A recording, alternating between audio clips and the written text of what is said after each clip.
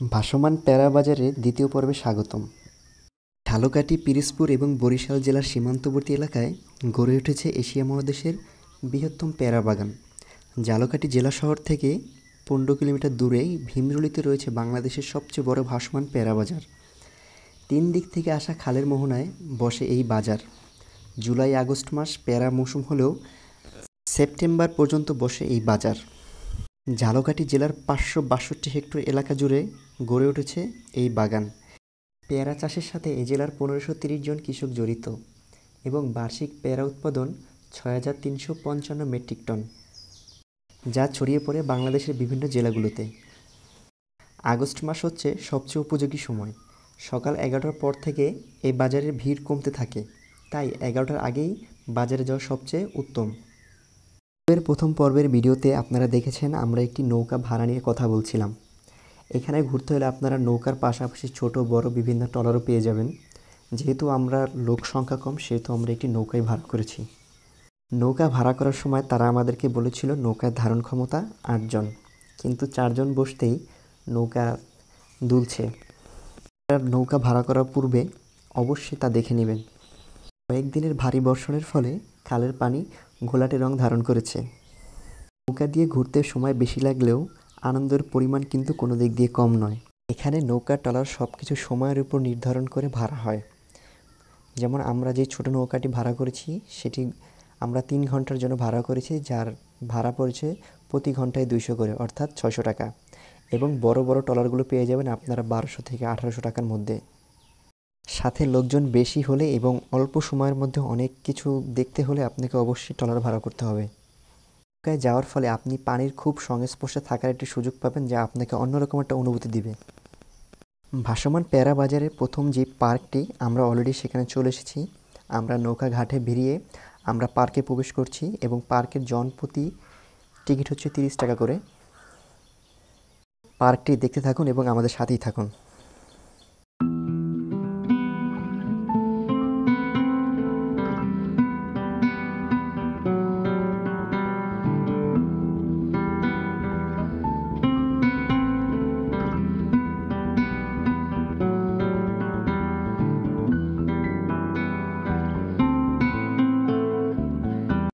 আচ্ছা, যাই হোক, এটিকে পার্ক না বলে অন্তত একটি বাগান বলাই শ্রেয়।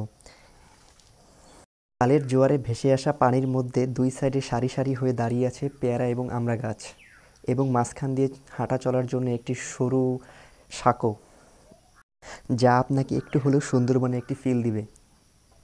এবং পার্কের উপরে রয়েছে একটি ওভারব্রিজের মধ্যে একটি ভিউ পয়েন্ট, যা আপনাকে পুরো বাগানটি একসাথে দেখার একটু সুযোগ করে দিবে।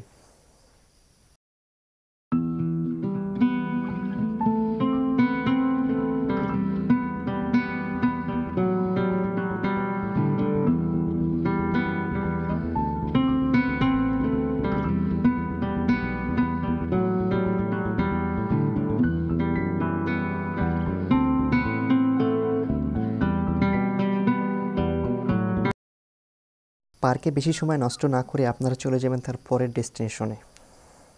খালের দুপাশে সবুজ গাছপালার জন্য খালের পানি সবুজ বর্ণ ধারণ করেছে, যা সত্যি শিল্পীর রং তুলিতে আঁকা প্রতিচ্ছবি। পাশ দিয়ে যখন কোনো বড় ট্রলার যাচ্ছে তখন নৌকা দুলতে শুরু করছে। একটু ভয় লাগলেও ব্যাপারটা খুবই রোমাঞ্চকর।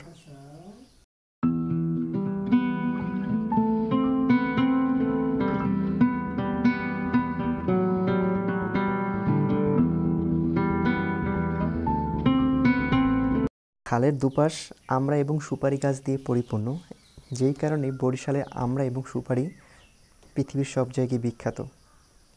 গ্রামের বাড়ি বরিশাল হওয়া সত্ত্বেও কখনো বুঝে ওঠা হয়নি যে কেন আমড়াকে বরিশালে বিখ্যাত বলা হয়, কিন্তু এখানে এসে তা দেখা হয়ে গেল।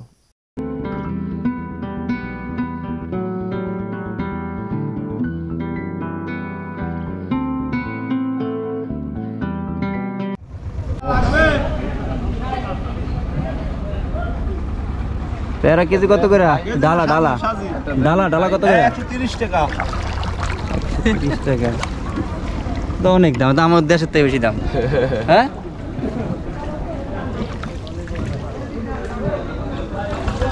আমি কইছি একটা দেন খাই। হাজার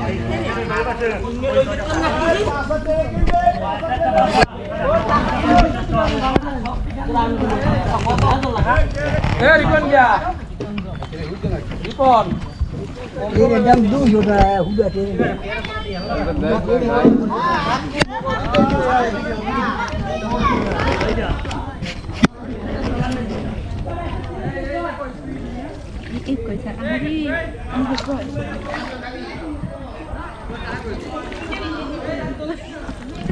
পর্যটকবাহী কোনো ট্রলার কিংবা নৌকা দেখলে পেয়ারা বিক্রেতা এসে ট্রলার কিংবা নৌকার কাছে ভিড় জমাচ্ছে এবং পেয়ারা বিক্রি করছে।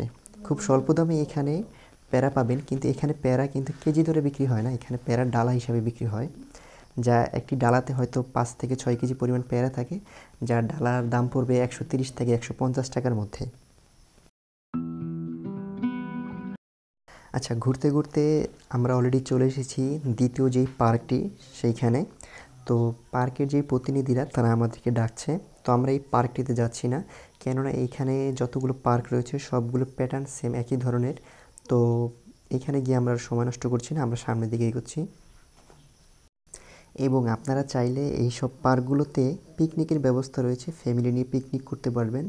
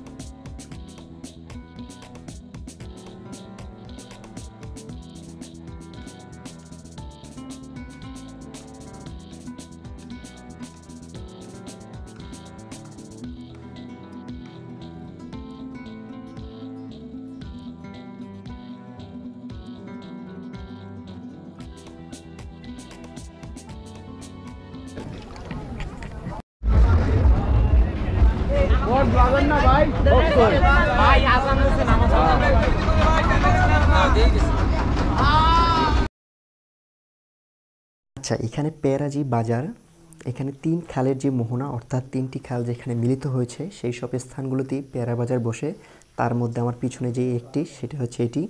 তো আমরা দেরি করে আসার ফলে পেয়ারা বাজারটি শেষ হয়ে গিয়েছে। তো জাস্ট এখন শুধু ভিউটা দেখেন, জাস্ট মাশাআল্লাহ, আল্লাহর সৃষ্টি যে কতটা সুন্দর, আপনি যদি ঘর থেকে না বের হন তাহলে কখনই বুঝতে পারবেন না।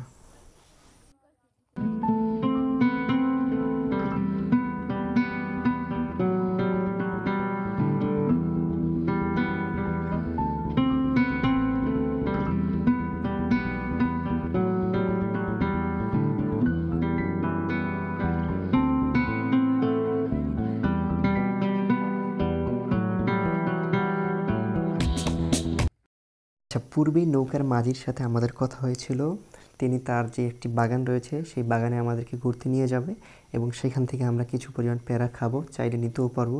তো সেই উদ্দেশ্যে আমরা তার বাগানের দিকে যাচ্ছি এখন।